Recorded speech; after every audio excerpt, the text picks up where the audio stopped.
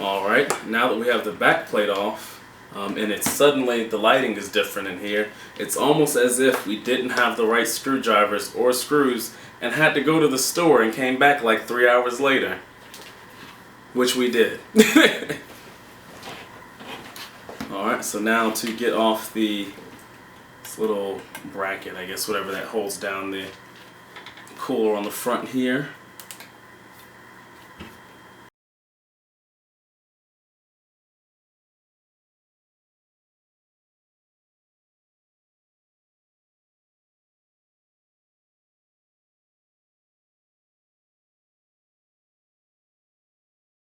Alright, just make sure that you're careful with this wire. You don't want to just use any old clamping tool and possibly break anything or fray anything. Okay, so now we have that piece off. As you can see here on the PCB, we have RAM chips here. There's some thermal pads on these. That's fine, just leave them as is. There goes the GPU die.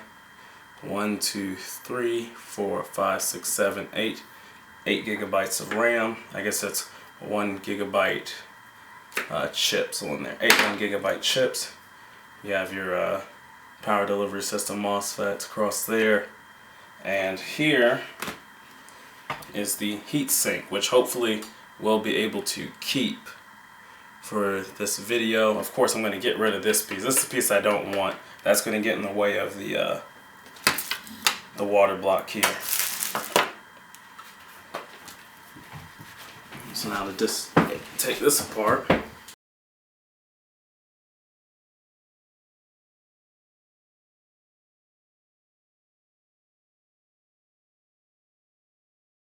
Where?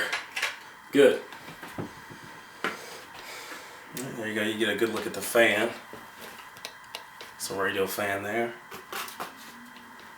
And get rid of this thing, which is half the reason. I mean, this is like pretty inadequate cooling.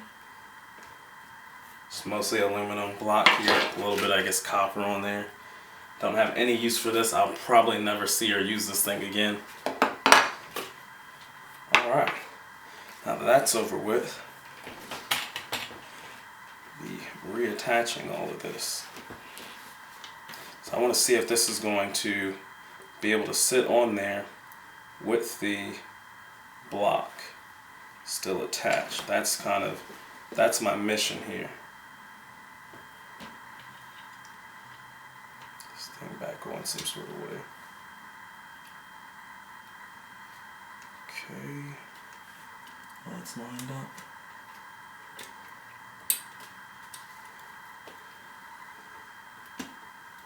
Okay.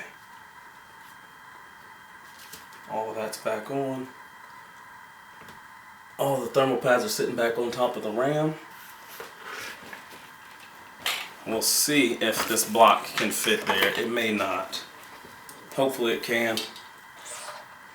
I would love to keep this heat sink if at all possible. Turn this the other way here.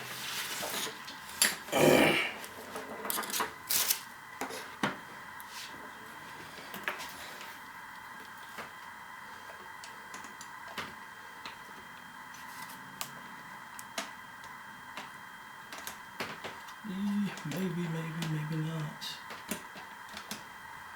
I don't think that's quite gonna sit.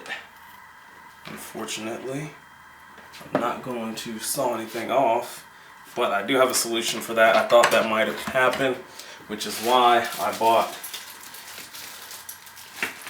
copper shims to go in between the GPU and this cooler here.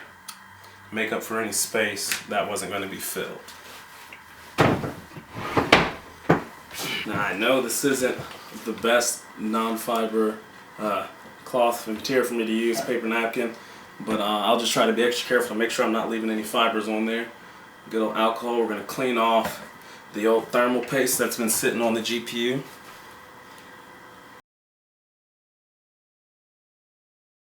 Now to apply the thermal paste.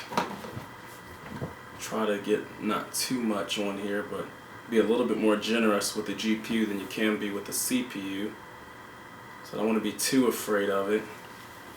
think I'll do a nice little cross there.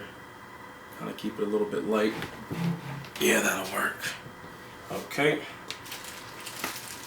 Lay down a copper shim.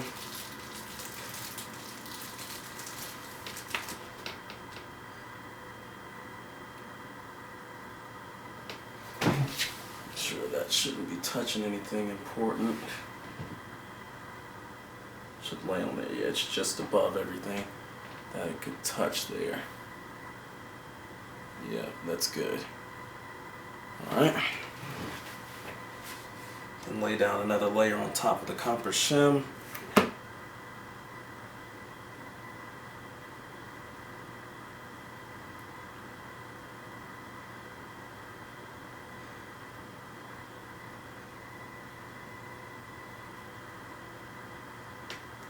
Go. Nice little cross pattern there.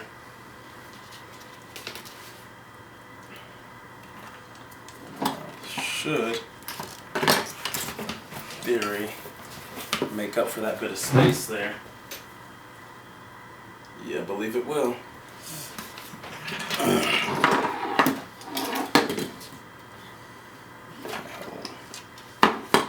we go.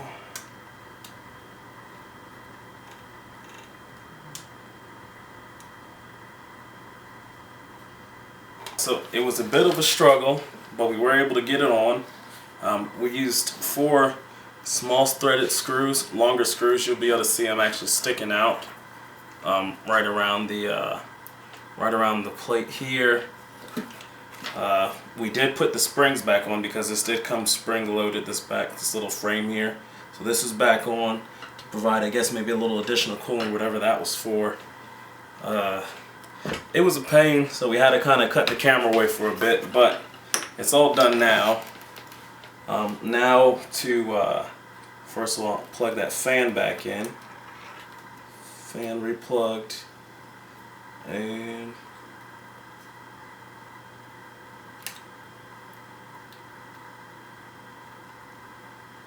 there we go, fan's back in. That's all good. It's not much else to do now, so now I have this on here. There's a little shim between the copper plate here and the GPU. Hopefully it's on there solid, or I'm going to cry if it doesn't work well. We'll see what happens later.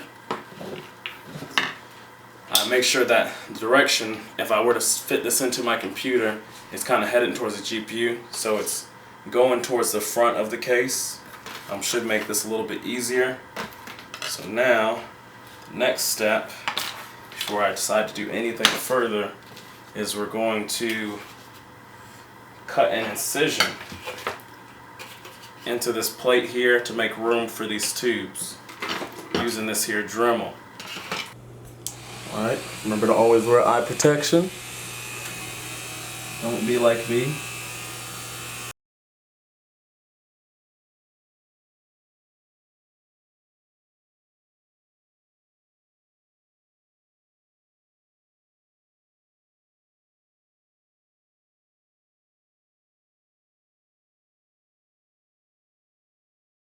What I cut away here. Hopefully that's enough. If it's not enough, we'll go back and cut some more off.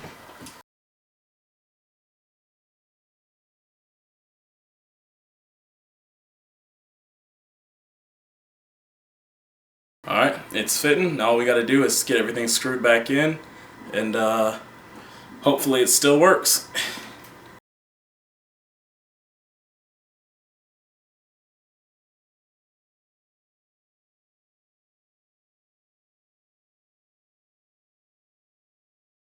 So now that we have the RX480 water-cooled hybrid card installed, we'll go ahead and run the 3D Mark test. So we'll start out with the time spy.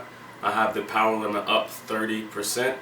Now it should stay at the 1328 unless we have something else going on. Currently we're at a 28 degrees Celsius idle. So we'll see how far those temperatures get up to now that we have the new cooler on there. We're already starting off about 20 degrees cooler just on the idle than we were on the previous idle with the stock cooling system set up. So let's go ahead and start with Time Spy.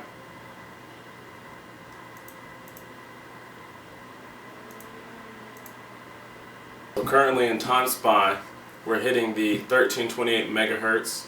We're not dropping. The fan RPM I have set using Afterburner to 50%. It's not very audible at this point, and we're at a 47 degrees Celsius for the GPU temperatures. Now that's not actually tracking the VRM temperatures.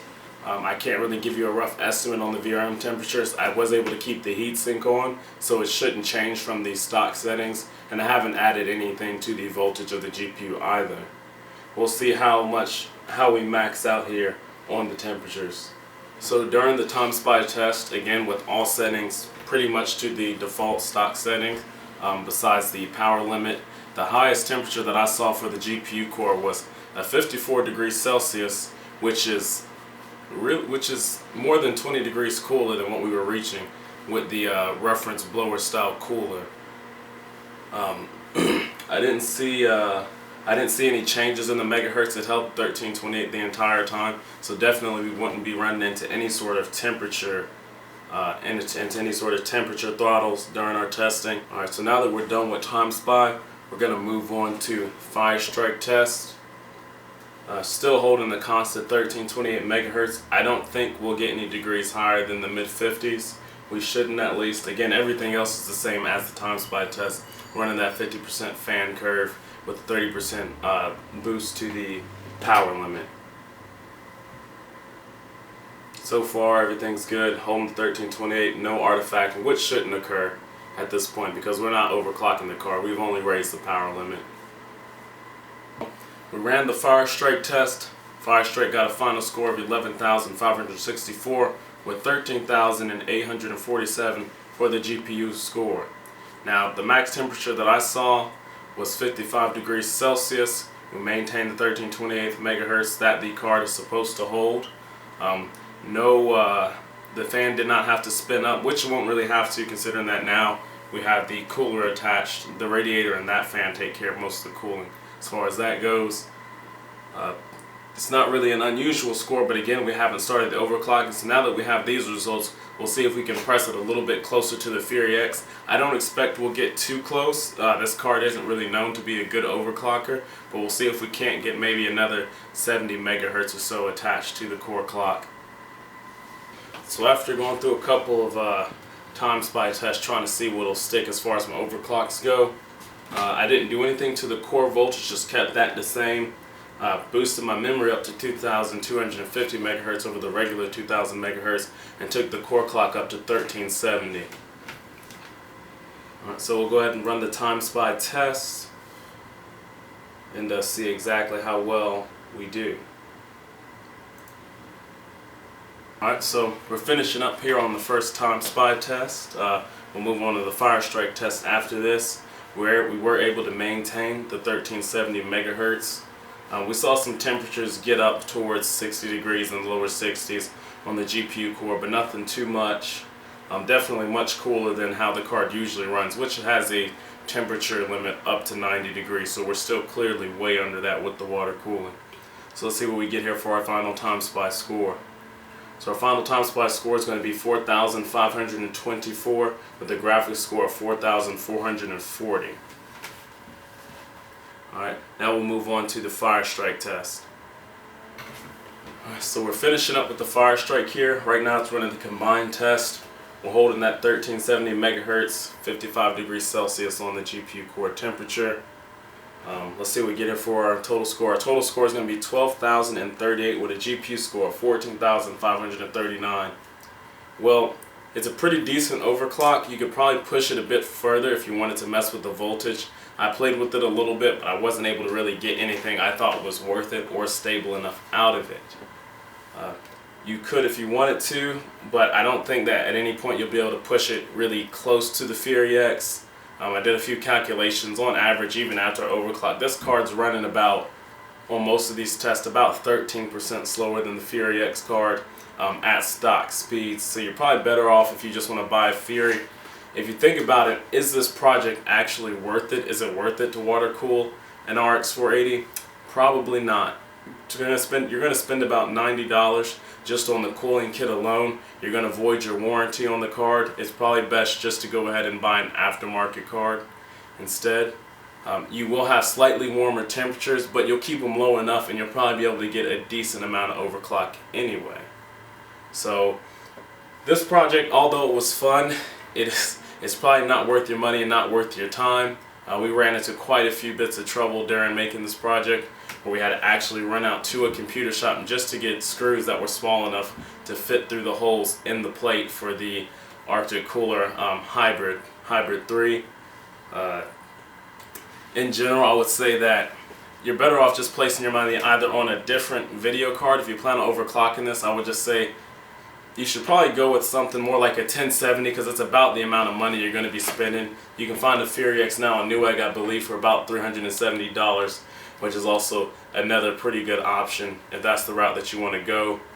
So in general, I would just say no to water cooling this card. It was a neat and fun experiment, but it's not going to be worth your money. If you thought this video was cool, go ahead and like and subscribe. You can follow me. I'll be posting more videos, hopefully more tech videos soon. If you like virtual reality, I'll be posting plenty more videos like that in the next coming weeks. Alright, thank you for watching.